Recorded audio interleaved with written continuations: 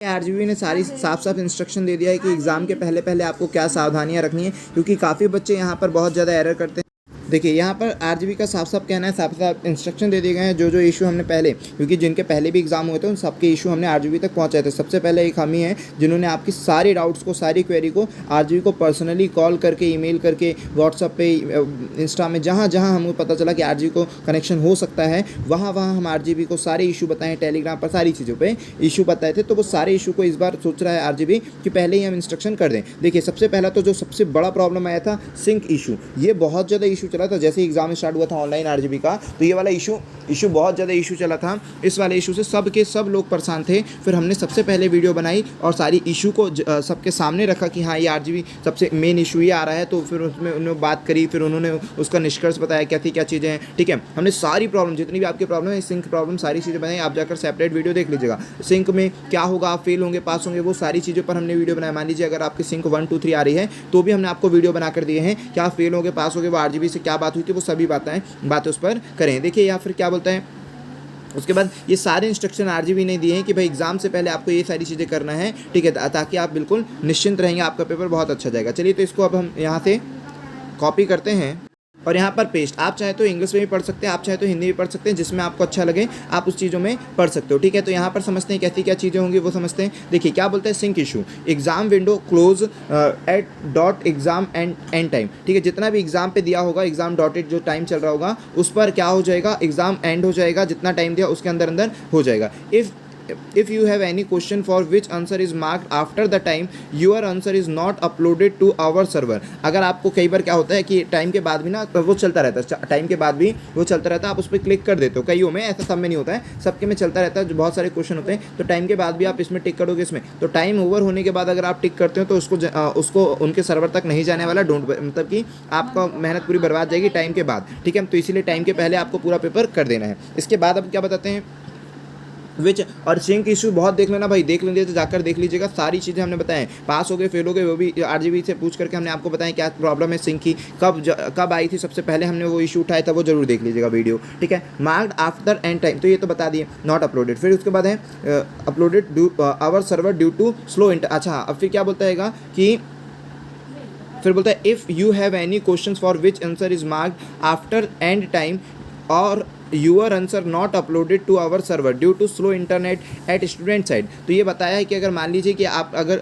कोई किसी मार्क को करते हैं और उसमें आंसर टिक नहीं होता है तो इसका मतलब क्या है कि आपके इधर का इंटरनेट सर्वर स्लो है, ये सारी चीज़ें। तो आप कोशिश ये करिएगा कि जहाँ पर भी आप एग्ज़ाम दे रहे हो वहाँ पर इंटरनेट स्पीड अच्छी हो, वहाँ पर इंटरनेट अच्छा चलता हो। एटलीस्ट अगर आपका यूट्यूब चल रहा है, इट मीन्स ये समझना कि आपका इंटरनेट सही है। अगर आप यूट्यूब चला रहे हो तो इसका मतलब आरजीबी की साइड आप में चल सकती है, कोई दिक्कत नहीं जानी चाहिए। ठीक है, तो फिर आपका सारे आंसर अपलोड होंगे, सारी चीज़ें होंगी। फिर उसके बाद क्या हो जाएगा, slow internet at student side, बोल रहा है कि स्टूडेंट के साइड से स्लो होगा। That question will remain in sync for ever. तो और फिर क्या बोलता है, अब हाँ सिंक जो है ना, सिंक इशू का मतलब ये बता रहा है कि सिंक इशू में क्या क्या चीज़ें हैं कि आपका जो क्वेश्चन है वो उनके सर्वर तक नहीं जा पाता, आपका जो क्वेश्चन है वो उनके सर्वर तक नहीं जा पाता। इस सिंक इशू को तो हमने जनरेट किया है भाई, सिंक इशू का पूरा बता दिया कि क्या चीज़ होती है और फिर इसमें क्या होता है, पास हो गए फेल हो गए, सारी चीज़ें बता दी। इसमें हमको कोई दिक्कत की बात नहीं। लेकिन हाँ सबसे मेन बात बता दें क्योंकि कन्फ्यूजन हो सकता है, सिंक में अगर आपका 1 2 3 क्वेश्चन शो कर रहा है इसका मतलब वो क्वेश्चन आपके कैलकुलेट नहीं किए जाएंगे। वो क्वेश्चन आपने सही करे हो चाहे गलत किए हो, वो आरजीबी के पास नहीं गए हैं तो इस क्वेश्चन को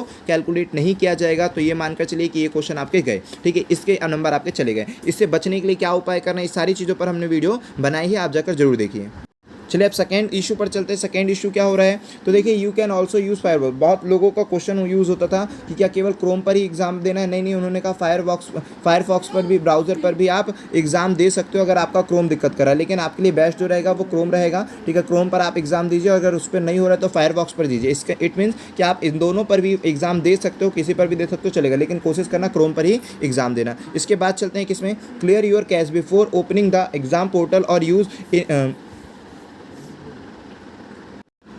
incognito mode in Chrome if you are not able to open exam portal. अगर आपके एग्जाम मतलब आपने क्रोम ओपन किया है और एग्ज़ाम नहीं ओपन हो रहा है, जो आप आरजीबी डालते हैं और जो आप आरजीबी की साइट डालते हैं एग्जाम वाली, अगर वो ओपन नहीं हो रही तो सबसे पहले आप क्रोम के सेटिंग पर जाइए, वहाँ पर क्लियर कैश कर दीजिए, फिर आपको ये प्रॉब्लम नहीं होगी। ये भी इन्होंने बताया है, ये तो उनके लिए जिनको प्रॉब्लम जाएगी। और जितनी भी सारी चीज़ें हमने सब चीज़ें आपको पहले ही इशू पे बता दी। अगर आपको किसी से भी रिलेटेड कोई भी डाउट रहेगा तो आप कमेंट पर जरूर बताइएगा, हम उसका समाधान जरूर बताएंगे। हम पर्टिकुलर हर एक स्टूडेंट की पूरी कोशिश करते हैं कि सबकी रिप्लाई जरूर दें, ठीक है। जो भी आपका क्वेरी रहती है, जो भी रहते हैं, सबका रिप्लाई हम जरूर देते हैं। एग्जामिनेशन, ठीक है, हो गया, क्लियर कैश का हो गया, आपको बता दिए कौन कौन से ब्राउजर यूज होगा। Examination are running using our server time, our servers are in sync with GMT clock, few students are complaining that exam is close 2 minutes before the exam end time, requesting you all to kindly sync your desktop or laptop date and time with current time shown in Google search। O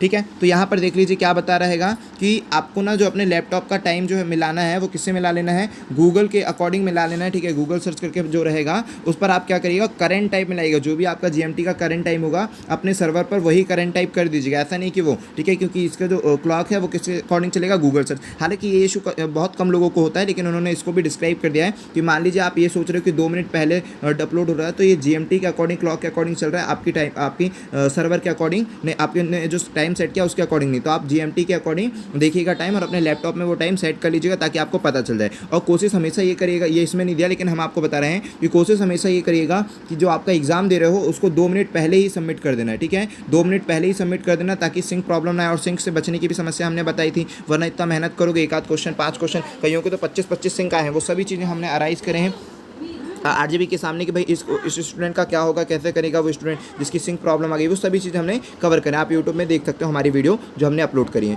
do not use refresh option during the exam, if use then close exam window and start the exam again from dashboard. तो इन्होंने क्या कहा कि कोशिश ये करिएगा कि refresh मत करिए। देख लीजिए यहाँ पर जो चल रहा है सिंक, इस तरह के रिफ्रेश जो ऑप्शन आता है, जब आप ऐसे स्लाइड कर देते हो, ऐसे मोबाइल नीचे की ओर कर देते हो तो ऊपर रिफ्रेश चीज़ें होने लगती है। रिफ्रेश के कारण क्या होता है, वो आप बैक टू एग्जाम चले जाते हो, ठीक है, मतलब बाहर चले जाते हो और फिर आपका वो एग्जाम होता है। तो कोशिश करना जब अगर आप रिफ्रेश करो और बैक टू एग्जाम चले गए तो बढ़िया है, फिर से लॉगिन कर लो। नहीं गए हो तो कोशिश ये करना है रिफ्रेश के बाद आपको क्या करना है, दोबारा डेस्कटॉप को अगेन चालू करना है, ठीक है, विंडो अगेन चालू करना है, ऐसा नहीं उसी को देने लगना, वरना वो सिंक में ना काउंट होने लगे, ये भी दिक्कत हो सकती है, ठीक है। तो कोशिश करना दोबारा लॉगिन करने की, ठीक है, एग्जाम दोबारा लॉगिन करेंगे। आप जब पेपर दे रहे हैं, आपका कॉल आ गया एकदम से, एग्जाम बीच में रुक गया, तो फिर आप बैक जाइएगा पूरा और फिर से लॉगिन करिएगा। ये सबसे बेस्ट तरीका होगा आपके एग्जाम देने का। और कोशिश करिएगा कि एग्जाम में कॉल ना आए, ठीक है, एग्जाम में कॉल और ये सारी चीज़ें ना आए, आपको परेशान ना करे, उससे बचने के लिए भी हमने आपको वीडियो बनाई है सेपरेट, आप जाकर जरूर देख सकते हैं। चलिए जय हिंद दोस्तों, आई होप कि आपको पूरा क्लियर हो गया होगा। आप एग्जाम देने जा रहे हैं, एग्जाम के पहले हमने सारी चीज़ें क्वेरी आपको बता दी।